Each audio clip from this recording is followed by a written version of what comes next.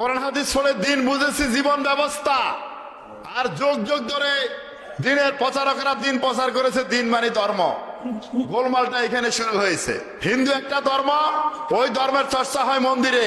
খ্রিস্টান একটা ধর্ম, ওই ধর্মের চর্চা হয় গির্জায়। বৌদ্ধ একটা ধর্ম, ওই ধর্মের চর্চা হয় বৌদ্ধ বিহারে অনুরূপ। ইসলাম একটা ধর্ম, এটা চর্চা হবে মসজিদে, মক্তবে, খানাখাতে।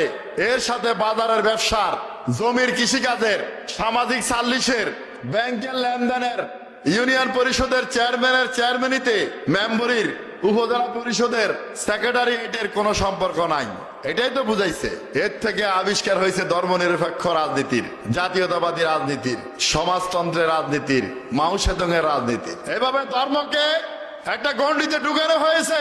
কিন্তু কোরআন আমাদের শিক্ষা দেয় যে এই পৃথিবীতে বহু জীবন ব্যবস্থা আসবে, মানব রচিত মতাদর্শ আসবে, এসেছে এবং আসবে। ধর্ম একটা মতাদর্শ, ধর্মের বাহিরে জীবন আদর্শ একটা মতাদর্শ। কার্ল মার্কসের মতবাদ এটা কোনো ধর্মীয় মতবাদ নয়, কিন্তু জীবন আদর্শ। লেনিনের মতবাদ জীবন আদর্শ। বৌদ্ধের মতবাদ ধর্ম এবং জীবন আদর্শ। জাতীয়তাবাদ করে ধর্মীয় মতবাদ নয়, মানুষের জীবন আদর্শ, এটা তারা প্রচার করে। এত কিছু থাকার পরে আল্লাহ বলছে আমি একটা জীবন আদর্শ দিলাম, সে আদর্শের নাম ইসলাম। আল্লাহ বলছে ইন্না দীনা ইনদাল্লাহুল ইসলাম, আমার মনোনীত জীবন ব্যবস্থা ইসলাম। আর এই জীবন ব্যবস্থা মানে শুধু মসজিদে কিভাবে নামাজ পড়বে এর নাম জীবন ব্যবস্থা নয়, শুধু রোজা কিভাবে রাখবে এর নাম জীবন ব্যবস্থা নয়। তোমার দোলনা থেকে আতুরঘর থেকে কবর পর্যন্ত যা দরকার সবকিছু নাম হচ্ছে জীবন ব্যবস্থা। আর সবকিছু কোরআন এবং সুন্নাতে আছে কিনা বলেন? কোনো কিছুকে সেপারেট করা যাবে না।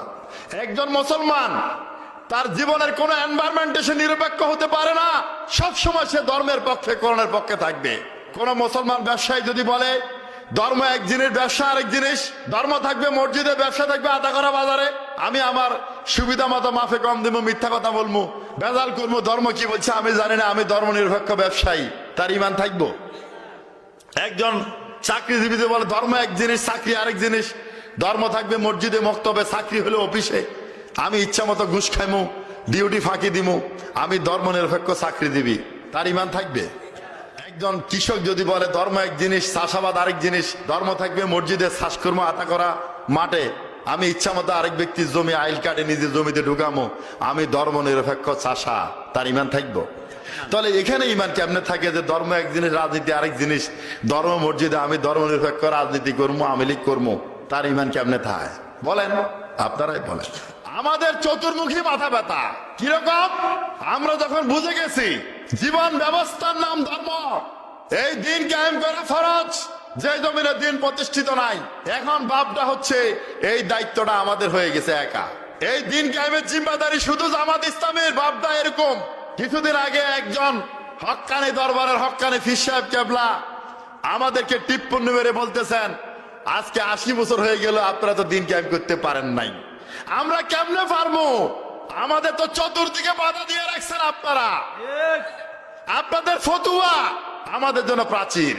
আমাদের 80 বছরে আমরা রাষ্ট্র ক্ষমতা যেতে পারি নাই, এই ব্যর্থতা দেখেন। 80 বছরে আমাদের অর্জন দেখেন না। আমাদের 50 বছর লেগেছে আপনাদেরকে বুঝাতে দিন কায়েম করা ফরজ। 50 বছর আপনারা ফতুয়া দিয়েছেন দিন কায়েমের কাজ বা রাজনীতি করা হারাম। হালাল জিনিসকে আপনারা ফতুয়া দিয়েছেন। সাধারণ আলেমরা ফতুয়া দেয় না, হাজার হাজার আলেমের ওস্তাদ মোহাম্মদুল্লাহ হাফিজ হুজুরের মতো হুজুর ফতুয়া দিয়েছে সিয়াসাত হারাম হয়। অসংখ্য আলেমের ওস্তাদ তিনি। যখন উপমহাদেশের হাজারে হাজার আলেম বিশ্বাস করতো রাজনীতি হারাম, কোন মুসলমান রাজনীতি করা জায়েজ নাই, তখন জামাত ইসলামের জন্য কঠিন ছিল রাজনীতি করা, সিয়াসতের কাজ করা, এই দাওয়াত দেওয়া। এই কাঠিন্যকে উপেক্ষা করে অনেক বাধা ছড়ায় উত্তরায় কাজ করে করে জামাত ইসলামী 50 বছর সময় ব্যয় করে আলেমদেরকে বুঝাতে সক্ষম হয়েছে সিয়াসত হালাল হয়, রাজনীতি শুধু হালাল না, এটা ফরজ হয়। মোহাম্মদুল্লাহ হাফিজ হুজুর নিজে বুঝেছেন, তিনি রাজনীতি করেছেন, তওবা করেছেন, নিজে প্রেসিডেন্ট ইলেকশন করেছেন। কিন্তু আমাদের জীবন থেকে তো 50 বছর চলে গেছে। এরপরে ফতুয়া শুরু হলে আমরা কাফের। গোলাম মোহাম্মদ কাদিয়ানী নিজেকে নবী বলে ঘোষণা দিল।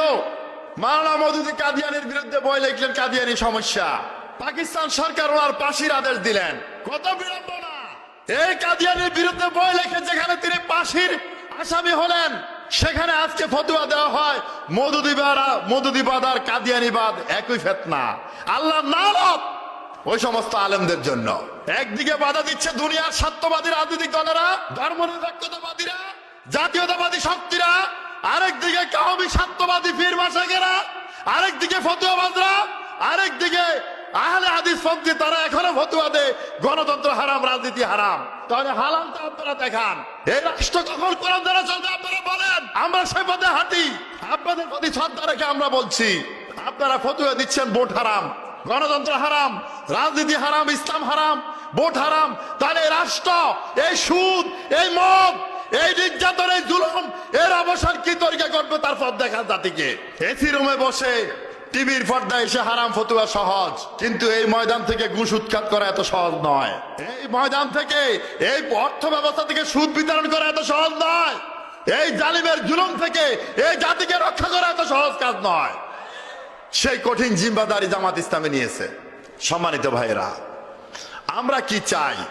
আমরা এর একটা সংস্কার চাই, আমরা এই রাষ্ট্রের পরিবর্তন চাই, আমরা এই মানুষগুলোর পরিবর্তন চাই, এই সমাজের পরিবর্তন চাই। এই সমাজের পরিবর্তন মানে এই সমাজকে ধ্বংস করে নতুন সমাজ নয়। মানুষের পরিবর্তন মানে এই মানুষগুলোকে হত্যা করে নতুন মানুষ আমদানি নয়। এই সমাজের গাছপালা, তরুলতা, স্থাপনা সবই থাকবে, মানুষ সবই থাকবে। তাদের মানসিকতার পরিবর্তন চাই। কিরকম? তাদের ভিতরে যে বগবাদী, যে স্বার্থপরতার পশুভিত্তিক মনোবৃত্তি আছে, পশুভিত্তিক মনোবৃত্তি, এই প্রবৃত্তিকে অপসারণ চাই। এই পশু প্রবৃত্তিকে অপসারণ করে তদস্থলে ত্যাগের, মূল্যবোধের, ন্যায় এবং ইনসাফের মানবিক প্রবৃত্তি প্রতিস্থাপন করতে চাই। মুহাম্মদ সাল্লাল্লাহু আলাইহি ওয়াসাল্লামের রাষ্ট্র দর্শন, ব্যক্তি সততার মাধ্যমে সমাজ সৎ হবে, সমাজ সততার মাধ্যমে রাষ্ট্র সৎ হবে। আমরা একটা একটা ব্যক্তির পরিশুদ্ধি চাই, আমরা প্রতিটি পরিবারের পরিশুদ্ধি চাই। কারণ ব্যক্তিগতভাবে যে যত বেশি স্বার্থপর ভোগবাদী, সে তত বেশি অসভ্য। একটা পরিবারের সদস্যরা যদি স্বার্থপর ভোগবাদী হয়, ওই পরিবার অসভ্য পরিবার। অনুরূপ একটা সমাজ এবং রাষ্ট্রের মানুষগুলা যদি ভোগবাদী স্বার্থপর হয়, ওই সমাজ এবং রাষ্ট্র অসভ্য।